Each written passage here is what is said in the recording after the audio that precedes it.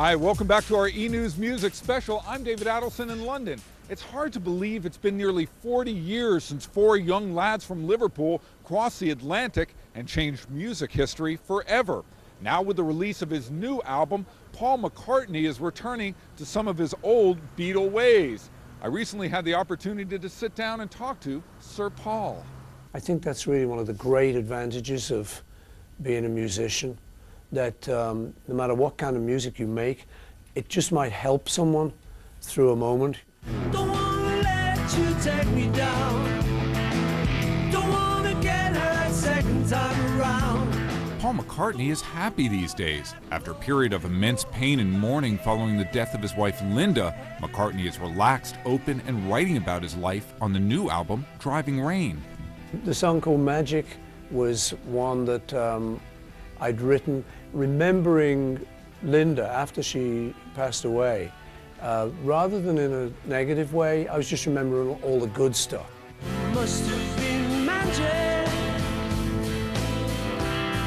the night that we met. And I'd always joked with my kids that if on the night that we met, which was in a club in London, if I hadn't have got up and said, "Hi, my name's Paul, what's yours?" Which I don't do. You don't do that kind of stuff. And I certainly hadn't done that kind of stuff. But she just seemed so great that I stood up and said, "Hi, what's your name? And would you like to come to another club?" So I used to joke with the kids, I say, if I hadn't have done that, had the nerve to do that, you lot wouldn't be here, you know?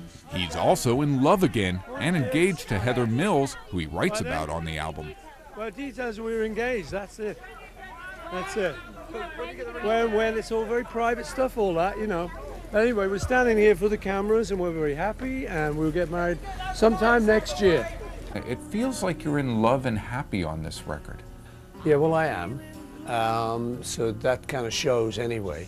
And the Heather song was a jam I was doing, and Heather, who doesn't know the whole Beatles history, she brought up in a lot of classical music. She thought it was a Beatles hit. She said, "Which one was that?" I said, "Oh, I'm just making it up. I'm just jamming." Then a couple of days later, she said, "Well, what are you going to call that?" I said, "Heather." Remarkably, McCartney recorded Driving Rain in just a couple of weeks with 3 musicians he didn't know.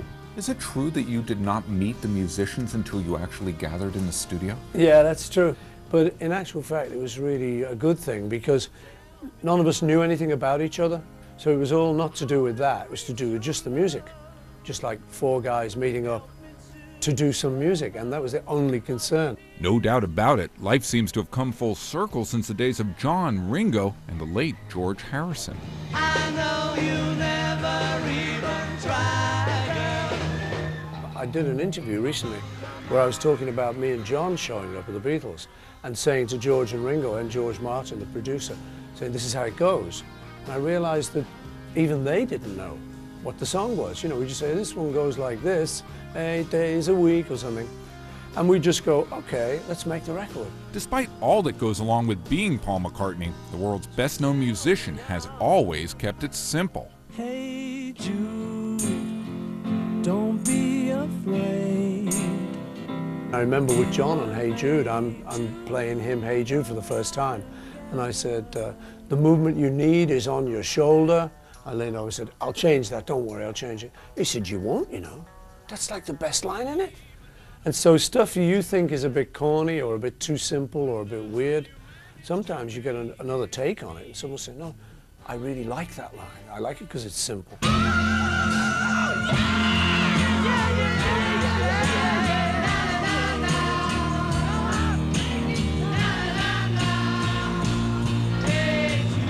So Paul McCartney continues his journey. He's rejuvenated and in love.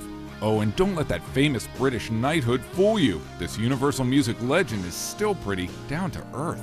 What am I to do if I don't have you? I'll be feeling blue, just sitting here without you. You could be the one to chase my my main worry was that it would change the way people thought of me. But luckily Americans kind of like that, but they're not going to, you know. Somebody said, "Do we have to call you sir now?" I said, "No." And the English people are the same, you know, the guys who work for me on where I live. Say, what are we going to call you now? I say, Paul, it's okay, nothing's changed, you know. I was a bit worried that even I would think, hey, come on, I'm a sir now, you know, I'm gonna get the big house and the big thing, I'm gonna live it up. But I'm glad to see that none of that happened. So I just look upon it as a great honor and something for a kid from the sticks, it's not bad.